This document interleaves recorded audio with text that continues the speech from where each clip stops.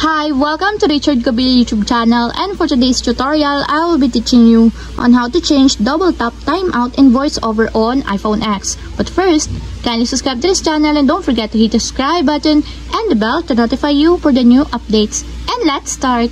Using your iPhone X, from your home screen first, go to Settings. Then in the Settings, scroll down and find the Accessibility and then tap. Then in the Accessibility, go to Vision section and then tap the voiceover.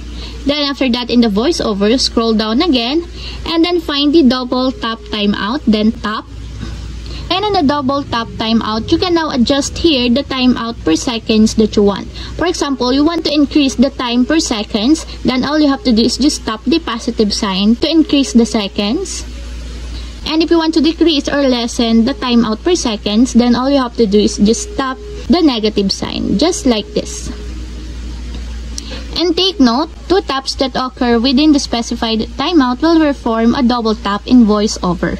And that's it, we have successfully changed double tap timeout in voiceover on iPhone X. If you have a question, can you comment down below, and don't forget to hit the subscribe button and the bell to notify you for the new updates.